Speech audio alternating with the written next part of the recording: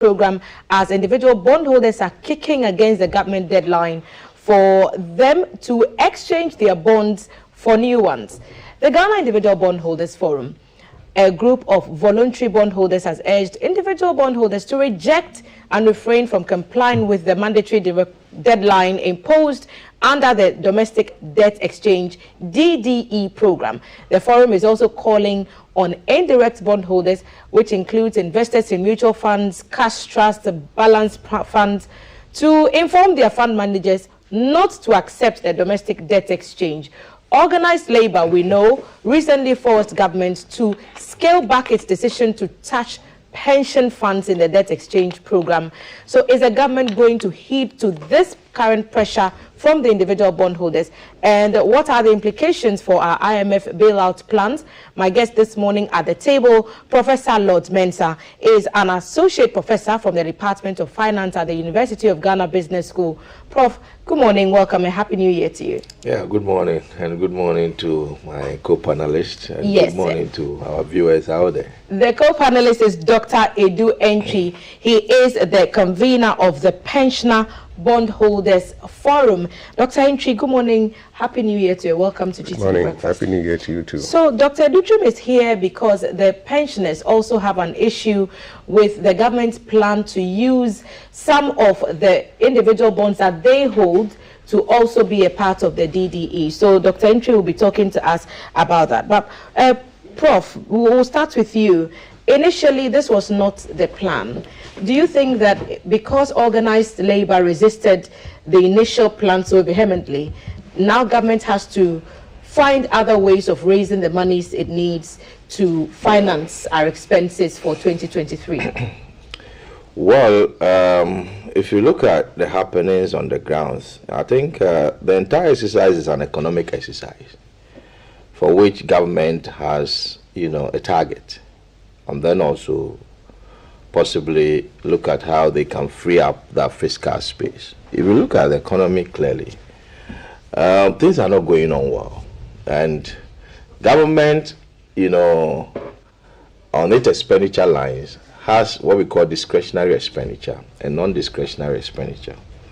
And what has been weighing the country down has been the non-discretionary expenditures, like interest payment and then salaries, for which if you want to find a way to reduce the burdens on our expenditure, you may not want to touch salaries, but then interest, you can go for negotiations. And that has been happening everywhere when economies are getting grounded. I'm not saying that this exercise is not needed. It is an exercise that the country needs to ensure that at least we bring the economy to a sustainable path. And if it is done well, it will be good for investors and it will be good for the country. So individual bonds, what exactly are we talking about here for those who may lack the I was coming to that. You see, we have investors who have acquired what we call Central Security Depository Number, that they invest directly into the government bonds.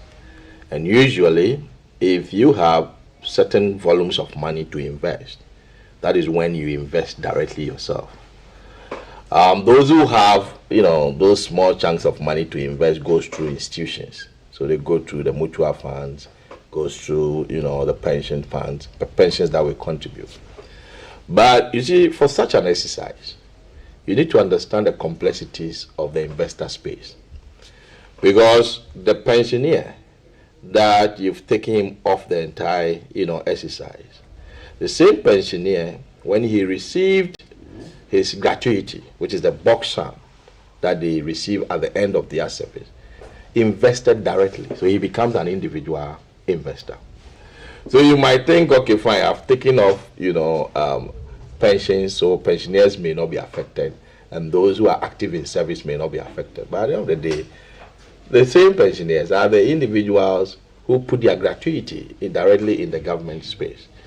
So the entire offer on the table, right, has put the investment space in a shock.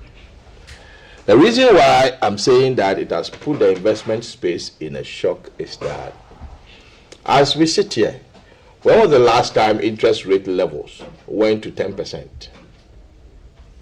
You can't remember any of the days. So if you are exchanging debt, right, or you are exchanging a package that is in existence, you don't put up interest rate structures that the investor has not experienced before. Okay, it gives that kind of, inconvenience when it comes to investment. The other thing too is the entire package of the debt restructuring seemed to be more or less one-sided. One-sided in a sense that we were talking about government, touching on salaries and touching on what do we call it? Interest payment, which salaries are not, it's not easy to touch because you affect productivity.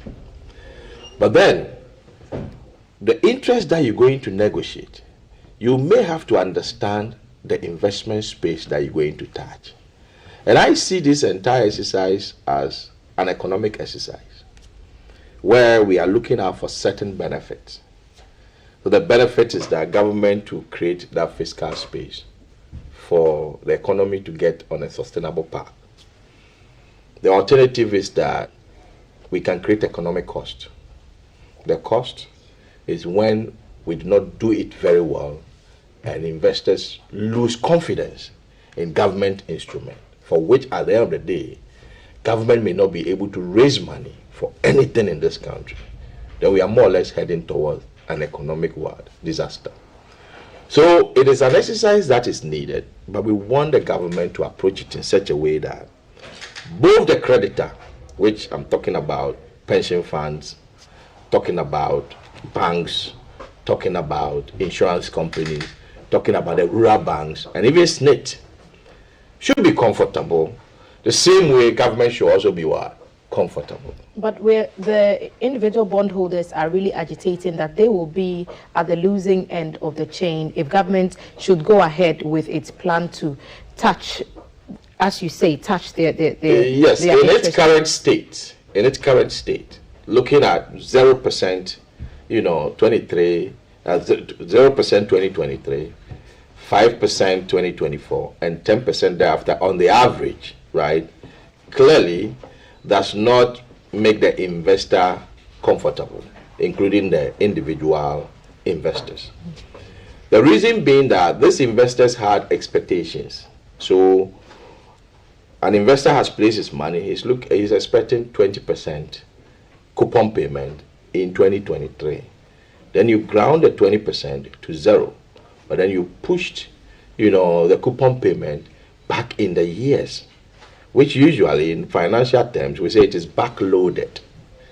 That means the investor is going to see the light or that kind of marginal comfortability when his bonds are going to mature. That is about 5 years from now in terms of the structures they've placed. So the moment you do that, every investor will be at a shock because his expectations is not going to be met. And even if it's not going to be met, not to the point of losing something marginal, but then to the tune of, zero, it's quite problematic. But that is why remains intact. Oh no, the principles remains intact. That is why I started by my submission by asking you that. When was the last time you saw government instrument, giving 10%, that's the maximum for the next few years, 10% interest? And so looking at the structures and the framing, I'm tempted to say that a consultant who were used, to advise the government on this exercise were foreigners, because they didn't understand the complexities, in our system. They did not know that the space that we have, the people who invest directly are those who have struggled through the system over the years and amassed, quite marginal, investable funds that they put their money directly with the government so that when they go on the pension, they can enjoy that peace. But let me take you back to a bit of history.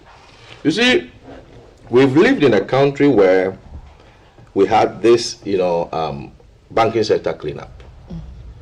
And during the banking sector cleanup, what was the posture I'm trying to enter into the minds of the investor. What was the posture of the government? The government portrayed a system as if when you invest in government-oriented instrument, you are safe. It was safer. But then within the government-oriented instrument, we can disaggregate them and have the ones that are safe and the ones that are not safe. But the government portrayed, and the investors community bought into it. When we had, a lot of private financial institutions crammed together, subsumed under, the government-oriented, banks, for which at the end of the day, the confidence went in there. So effectively, for nothing at all, and I put my money in government instrument, I'm safe. So the investors' communities' expectations, have been completely dashed towards. So you think that people removed their monies from some of these, for lack of a better word, unsafe private or rented financial institutions and put them in government? Oh, yes, that's what happened. And now they are being given haircuts. Yes. Okay, let's bring Dr. Edu-Antwi into this conversation.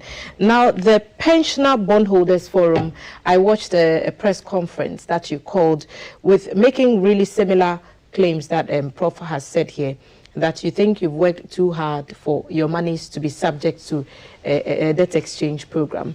What are your fears?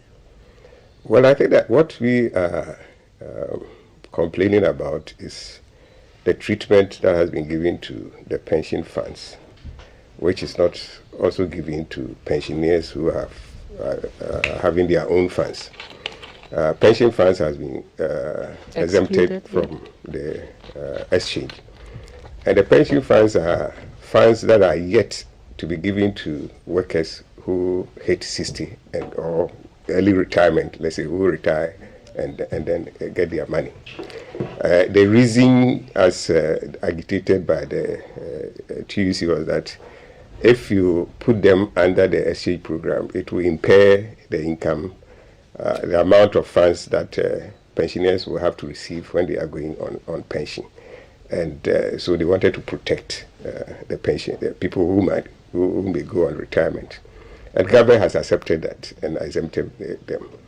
And so we also said, well, if the monies that are yet to be paid to people who will be coming on pensions, you think that you want to safeguard that and not impair it, then what about those of us who have already received funds from the same pot that you are now trying to protect? We have received ours. And we are now investing that same amount with whatever investment we had also added on into government bonds. So if you are exempting that pot that is yet to be distributed, you want to keep it safe, then whatever amount that has been given to the pensioner who is also now investing directly, him or herself, should also be excluded. So we just said that if you have exempted pension funds with the same basic basis, that pensioners would suffer if they are, even those who are yet to come on pension, they will suffer if their pension funds are included. Then how much more those who have already come on pension, right, and now investing directly?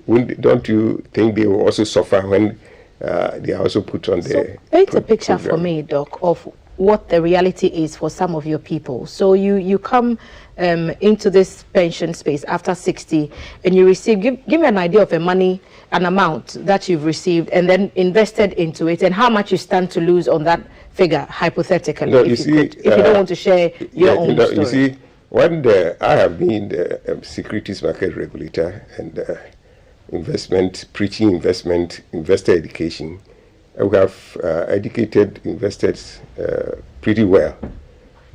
To people who are working, the advice is that whilst you are working, try and do some savings, so that when you retire, you can get enough funds to invest and take care of yourself.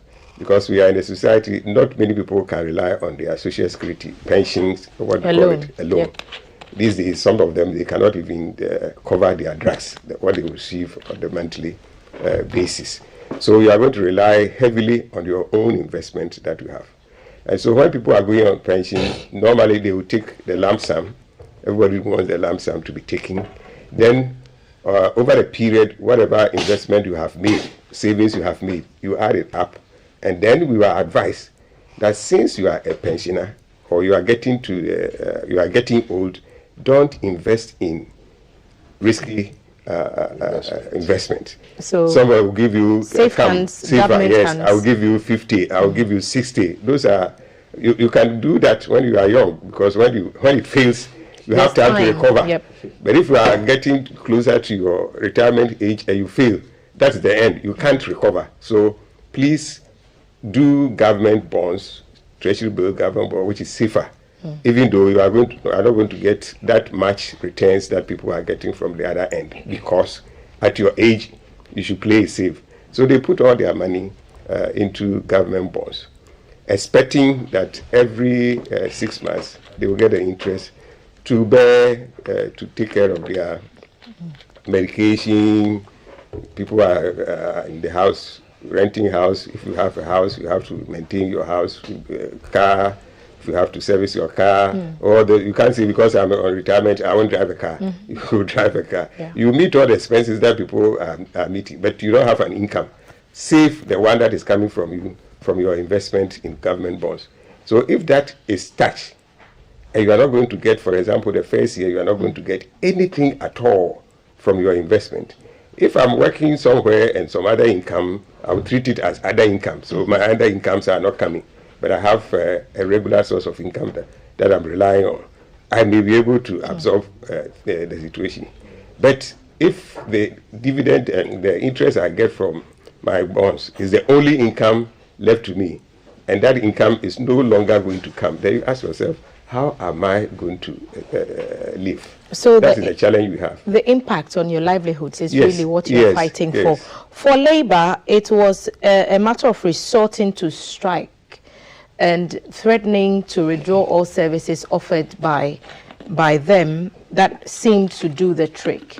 What would your options be in this matter? Well, I think I have said that it's unfortunate that when we were strong, we had protection. But now that we are weak, we don't have protection. It should have been the other way around, that when you are weak, people should protect you. The vulnerable. Yes. But when we were strong and we were working, we were getting protection from the trade unions, labor groups. So we were protected. But now that we are weak, nobody is protecting us. And that is why we have to come together and make that petition that please exempt us, because we are part of the vulnerable groups. Nobody is protecting us. As you are saying, we can't say we are going on strike. Go on strike or what? But the labor has that power to protect their members, and therefore they have done that. We don't have anything to do than to petition government that look at this. Everybody will come there. It's like I was saying, we were all also part of the stronger groups that is now being protected. But soon or later, you also join the weaker group without protection. So let's also protect the people who are weak. I'll come back to you, so we talk about what engagement you're having with the government side. But Prof, I can feel the emotion that Doc is sending across to us. They've worked actively their whole lives. They're expecting certain returns, and it's not happening. Do you see this also turning around in favor of the pensioners from where you sit, looking at this with your financial lens? Yeah, I think I think I've recommended that government should take back the entire exercise and revise them. The entire debt exchange Yes. It needs to be revised, because if you look at the current state that we, as we have it now, whatever we tend to do may end up creating economic cost and then social cost as well. The social cost being that you're going to have a lot of, pensioners not being able to, survive. And, in our part of the world, as you age in, your responsibilities get more than, as you are even stronger. Because these are people who have moved away from their homes for long, in the name of being a working class, group. And in retirement, that is when they try to, give back to their society. And so they tend to frequent their hometowns and all those. So it's not like the advanced world where pensions are relaxed, where the system takes care of them. But in our part of the world, your obligations start, being higher as you age in. So it needs to be relooked at. That is why I said the entire exercise, it looks like the government did not understand the investor space, the complexities, and then the kind of, connectivities among investment, within, the Ghanaian investor space. The reason being that you've put up an exercise where you are exempting pensions. We know very well that those who are investing directly, also, most of them are pensioners. This is a data that you can easily obtain from the fund managers and then various financial institutions that, pensions invest with. So effectively, if you are targeting, certain amount that you intend to save, and you are not getting that,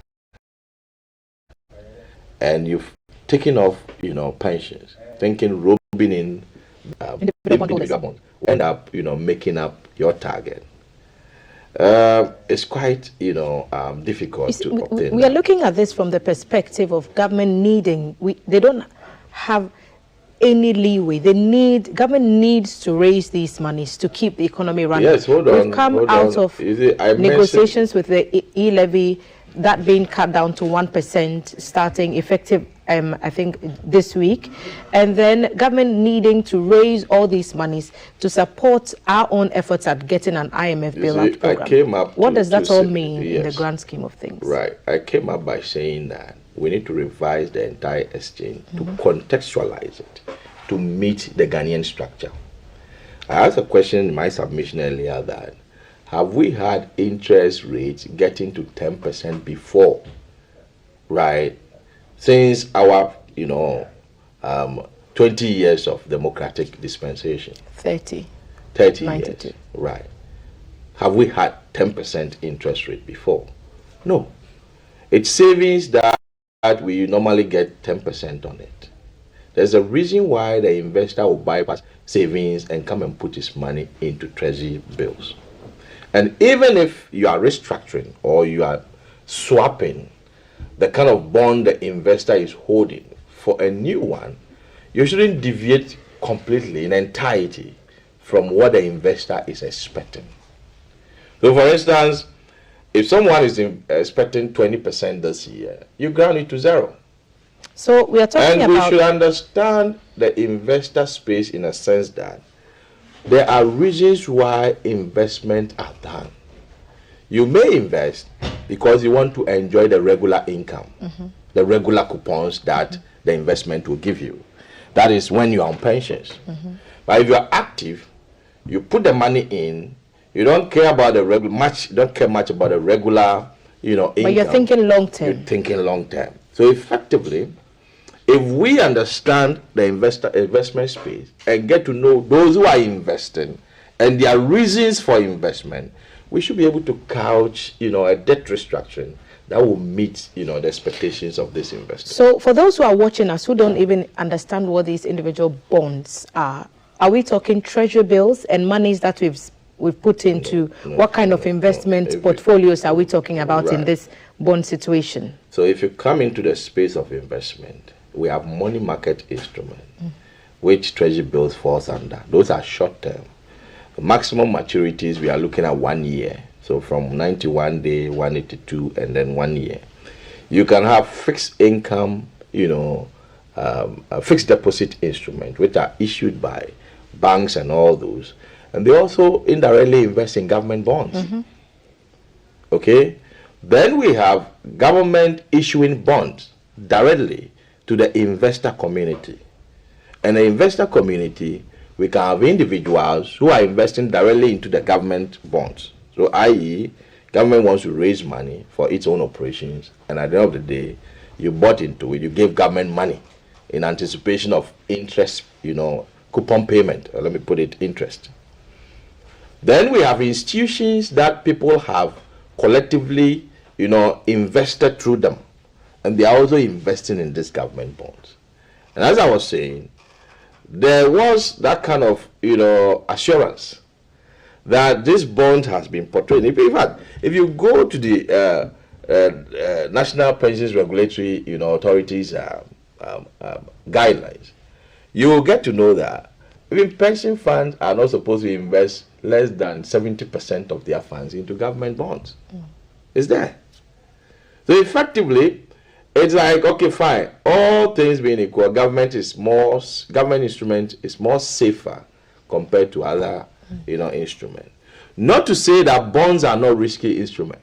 Bonds are risky instrument because the value of your investment can change at any point in time, depending on the interest rate levels. So should bondholders then, for the argument for the other side would be, you went into this arrangement knowing that there were risks involved, and the risk could turn out not to be in your favor. So should they consider this as just one of those risks and put up with it? Fantastic. So not in my favor does not mean that I should lose the interest on my investment to zero or to maybe a 50% reduction.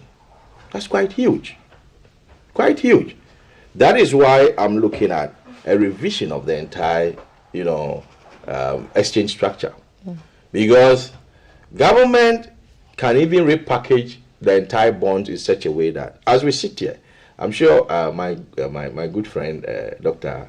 Duadji is not even sure of the principle that is at hand now. Yes, because the system is so scary now.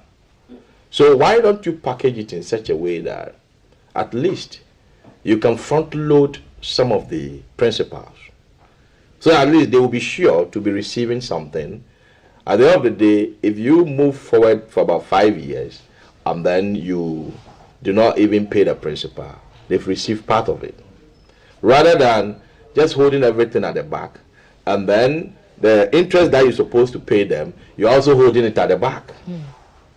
If I say the back, is the years that I'm talking about. So it's like the entire package or the entire structure of the restructuring is in such a way that the investor start realizing, right, the benefit of his investment when he's getting to maturity, which does not make sense. There's a reason for investment. And there's no opportunity for the years where, for example, the interest was zero to be paid back in the latter years? There could be. That is why I said they should restructure the entire one. So that it's like a carry forward. So exactly. This year you might get zero, but in the next year, whatever you missed from the first year will give you a certain percentage.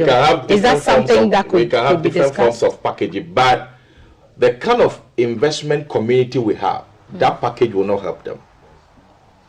You're supposed to package in such a way that you front load for them, right? Make sure that at least they receive more of their part of their interest. If I'm expecting 20% and you give me 15%, and then you defer the 15% to latter years, there won't be too much cost to complain. But zero. And that is one side. That is one side. But let's also look at, the other side, where government is not ready, because all that we are doing is to make sure that we save some space on the balance sheet of the public, balance sheet. Is the government looking at the discretionary expenditures, the expenditures that they have control? That is why I said the entire exercise needs to be revised, because it is more one-sided. It is a package that has been designed to shift the entire sacrifice to the investor community. But you see, in times like this, when the economies are getting grounded, we need sacrifice from the borrower, which in this case is the government, and we need sacrifice from the investors as well. Sacrifices? Yes. Where should we find these sacrifices? We're expecting government to continue. So the investor sacrifice is the interest cap that they're going to suffer now, which is too much. But if government wants to really come to the middle grounds, the sacrifice, in a sense that you heard the president, I'm not being political, but you heard the president talking about what may, the cathedral will be built. You heard, other lines of, proposals that will help the government cut down expenditure. So the question is, what is the government sacrificing for the entire debt exchange? If you look at the structure now, it's like it has been packaged in such a way that government wants to still enjoy some monies available while the exchange is going on. The reason being that take the budget that was read for 2023 and then relate it to the budget that was read for 2022. Go back 2021. There's no difference. There was no signal that government was even ready for this debt exercise in the budget. The reason why I'm saying this is that, you see, if you want to do debt exchange in our environment now if you tell anybody, right, to lend to government, the person won't send his money. But then you've read a budget declaring a deficit of 65 billion. The question is, where are you going to get the financing from? In the domestic market? Where are you doing that restructuring? The investor confidence has now reduced completely from long-term to what? Short-term. If you look at T-bills, it's on high demand now. Rate up something above 30 now. It was just yesterday that I had 28 or thereabout. Because the investors horizon talking about time. They don't want to go long-term again. They want to do short-term. On the other hand, if you look at this carefully, you come to understand that we are doing the exercise, we're forcing our way into the exercise by what? Pushing out the investor confidence. But then I look at the entire exercise as an economic exercise, which has a benefit. Right. And it has what? A cost. But we shouldn't proceed in an exercise where the cost will come and outweigh the benefit. It will be a disaster for the country. It's a thought that I'm sure Dr. Dr. Edu-Antwi agrees entirely with. And I want to find out, what's the level of engagement? How far have you gone to engage government over your concerns, and what have the conversations been about? Well, we've done two things. The first one was that we sent a petition to the minister. We were able to deliver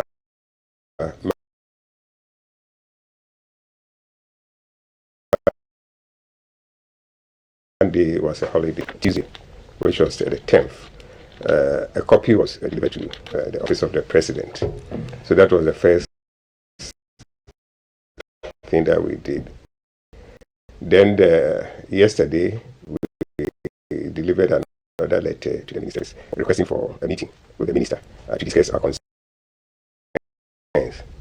And we indicated that we realize the heavy schedule that the minister has, but we pray that he grants the audience before the end of the invitation period that has been made public, which is 4 o'clock Monday, 16th January, is the end of the invitation period. And we are praying and hoping that he grants us that meeting before that time. So you haven't actually sat down with them beyond the press conference? Yes, so we are still waiting. How many pensioners are we talking about in this bondholders forum? The forum is a mouthpiece of all pensioners in the country holding bonds. But you can't get all of them together. So I try as much to get as many as I could. As at now, we are over 300 on the platform. But that doesn't mean we are the only pensioners in the country. We definitely cannot reach everybody in Ghana, given where people are staying, lack of technology for people. And so that's why one of the key things at the press conference is to let everybody know, especially particularly pensioners across the country, that we have come together. At least people that we have gotten has come under the forum to represent all pensioners in the country. So as for the numbers, we could even be 10. The 10 forming the forum and fighting for all pensioners. So the number is just people who have been able to assemble, and then fighting for the rest, the entire pensioners who are holding bonds in this country. I'll let you share a number perhaps that people can get through to you in case they want to be a part of this thing. But I want to ask you, Prof. Mensah, what does it mean for IMF bailout when government's attempts to raise domestic funds appears to hit a block at every turn? Okay, so the entire exercise is a preparation towards, receiving an IMF funds. Because, IMF will never fund a country that is in distress. a country that cannot pay its debt. Because the fund has a purpose. And the purpose is that they normally use it to resuscitate economies that are not doing well. And in the process of resuscitating, if you are distressed in terms of debt, they may want you to, negotiate with your creditors. And after the negotiation, you come back and then they will support you. They support you, they want to see the impact of the funds that they are providing, because they don't provide funds to go and pay your debt. That is why usually before they come in, they want to make sure that you've negotiated with your creditors. At the end of the day, whatever funds they provide will build up the economy, and then you pay back your creditors. So if we insist on going on with the current state of debt restructuring, which at the end of the day has a tendency of derailing even the economy, if I'm an IMF, I don't think I'll buy into that kind of, So you think that because a deal is in jeopardy now? Yes, it is. If we don't take care, it will drag all the way to, end of this year. Because we need to get the buy-in of the people. When the finance minister was reading the statement on the debt estate, he mentions the Jamaican example. You can go online and check. Mm-hmm. The very year Jamaica announced the debt restructuring, that year they read the budget, and the budget was zero deficit. Okay, zero deficit. Apart from the savings that government will make, right? The signal, even to the citizens and then the investor community, was that government is ready to,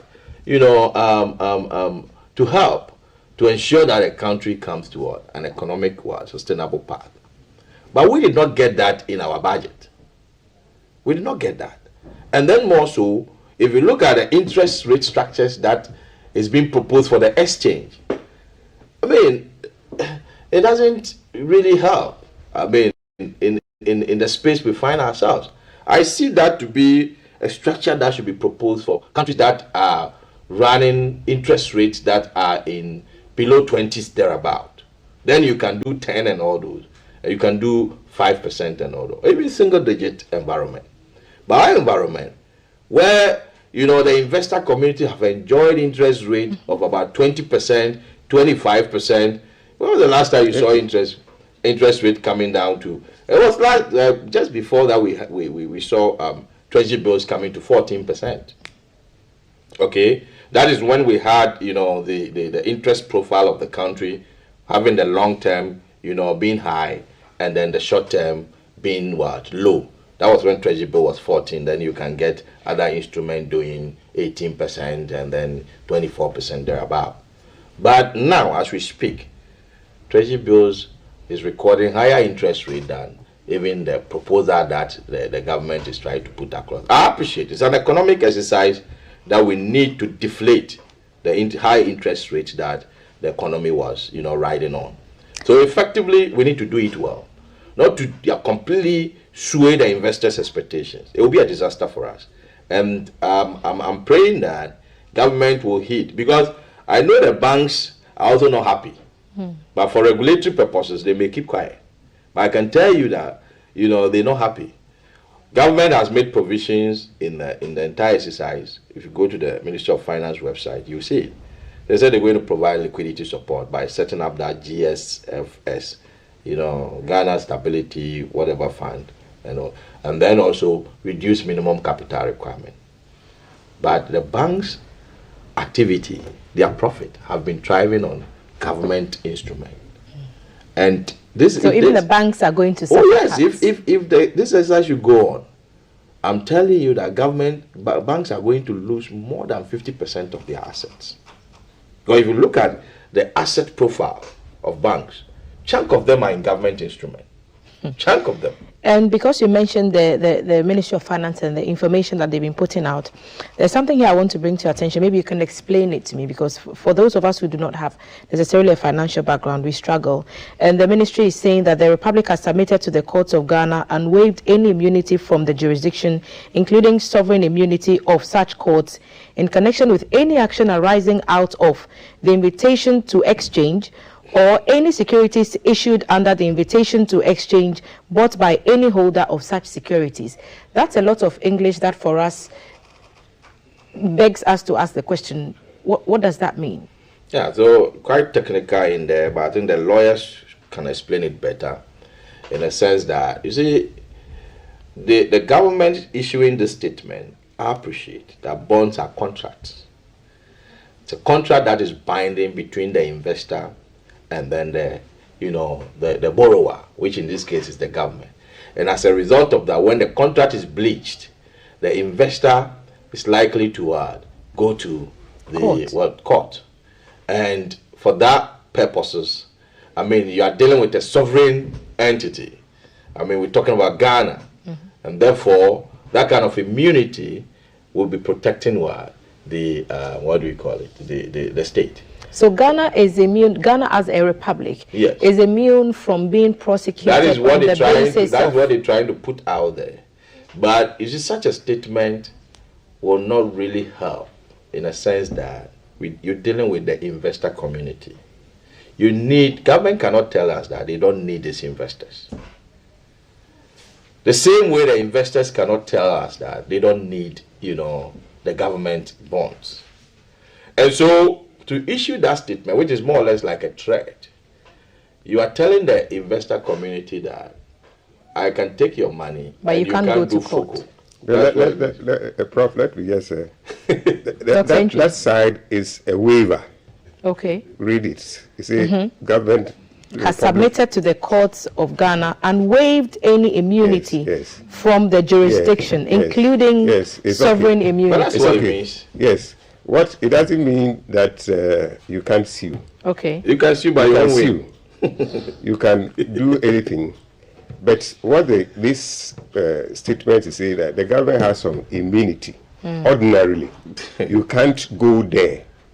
But for these bonds that they are going to, the new bonds that they are going to give you, they have waived that right. Okay, but so for the already existing ones, you can't go. So anyone who wants to now buy new bonds, he's saying that for the new bonds, when you buy, and for example, you have to come to me when I have defaulted and exercise some rights. Yes, I've agreed that you can come and exercise those rights. But if you signed that deal a day before this statement was issued. Bonds, no, it's not a date of the statement. Okay. There are bonds, the covenant of those bonds. The first bond that we are holding now, government's immunity has not been waived. So let's make it simply. For example, if the current bond that we are holding, if the immunity is that you can't sue government, then it means the current bonds that you are holding, when the government defaults, you can't sue. Let's say a simple one. Okay. And if the government has removed... What does that mean for your group then? If the government has removed the immunity, then if we are saying only for suit, then we are saying under the new one that government is issuing now, government has agreed that you can sue me. If I don't abide by my end of the deal. The earlier one is that I have immunity, you can't come. The second one is say that immunity that I had earlier on that you couldn't come, now I'm removing it or I'm waiving it under the new one. Do you see any of this inuring to your benefit as the forum? No, for us, we don't. It's not. This is where the government has failed to pay, that these immunity things come. We are not saying government should fail. Government should fail before you exercise or your right to go to court or not. The pensioner cannot go to court. In fact, some of them cannot even wake up, let alone say they are going to court. And when somebody defaults, it's not a class action because it's my property, you have defaulted, and if I want to go to court, I must go to court and prove that you have defaulted. It's not a group that can go. It means that for now, court is not an option it's not court. There's no need for, we don't have to think about court matters. Because for people, old people, you see, if you have not been old before, and you will never be old before if you are not old. So you will understand what people are going through. Yeah. The man just need something to survive. So if you don't pay that man, the regular income doesn't come, and you say, you didn't bring your bonds. Hold on. When it matures, I'll pay you because I have a contract with you. And the contract ends and he's not able to pay. And you say, whether there is a waiver there or not a waiver there, that guy cannot even rise up today and say, I'm going to court. Let me give you, once you're on the road, to make your final submissions. What's next for you? You say you expect a meeting within the period up until next Monday. Yes. What do you expect? Well, I personally, I think that the minister would invite us for us to talk. I think the minister would. And these are senior citizens. You see, at least I know the minister will give us respect. I have come on retirement 6 years ago. I'm getting experience as a senior citizen. Others are 80, 90, and a group representing such people. I think they will give us the audience. Right. Thank you, Dr. Antwi. Prof, Yeah. Is it time to cash out, do you think? If you're an individual bondholder, is it that bad? What should people be thinking, those who own these bonds? Right. So before I come to that, from my experience, right, governments usually, I'm speaking to my senior fellow, Dr. Antwi. The government is more friendly to those who come on the negotiation table. So Dr. Antwi and his people may go, and then probably they may get personal exemptions. But then the entire body, which is the individual bondholders, may not get what they want. That is my experience, because every negotiations that government is supposed to implement to cut across, because they want to save cost, they try to deal with those who are on the table. It has happened to salary negotiations. It has happened to, the pensions that happen. Government knew that those who... Labor would fight Yeah, it. exactly. So effectively, it has to do with who is on the table. But coming back to your question, we need to understand clearly that this is an exercise that counterparties, if I say counterparties, government, and then investors, the people, including pensions and all those, we all need each other. Ghanaians need this exercise for us to, repath this economy to a sustainable, level. And so as a result of that, I'll plead with the government. Come to the table. If your target is certain amount, and all these exercises, they have target in there. They're looking at medium to long term, debt to GDP ratio of about 55%. And then in the short term, we're looking at saving about 137 billion. If your target is that, and you reduce, and I'm very sure, my senior fellow here, if you promise him 20% and you are giving him 15%, he will complain so much. Okay? So for me, it has to do with revising the entire structure and then making sure that the speed at which government wants to save that 137, that speed is reduced. So that they cut down, that kind of overly ambitious package that they are sending out there, more or less one-sided sacrifice. The government, we're not seeing much, sacrifice from the government. And the reason I'm saying that we're not seeing much sacrifice from the government is that if you look at even the packaging, first, 2024, if you tie it to the economic, the political dynamics, 2024, 2022, 0%, no interest payment. So in our budget, the interest payment that we've been allocating, what will we use the money for? More money will be available for the government to use. And by that time, we'll be getting to election. If we don't take it, money will sink that will not get any economic benefit from it. So for me, it needs to be revised, front-loaded, ensure that some sacrifice are done at the government side, and then the interest structures, we spread it in such a way that we don't, expose our old men who are on the grounds at this time. Professor Lord Mensah, Associate Professor, Department of Finance at the University of Ghana Business School. Thank you so much for sharing your thoughts with us. Dr. Edu Antwi, convener of the Pensioner Bondholders Forum, experienced senior citizen. Thank you so much for making the time and for explaining your needs to us as well. We were hoping that the convener for the Ghana Individual Bondholders, Mr. Senyo Hosi, would be able to join us electronically, but that was not possible. If there is an opportunity, we'll have that conversation with them a bit later. But now you know what the debt exchange program is and what it means for individual bondholders, and the agitations from the Pensioner Bondholders Forum that they do not want their pension investments to be giving haircuts in this exchange. The conversation on our debt restructuring will continue, as will this show this morning, GTV.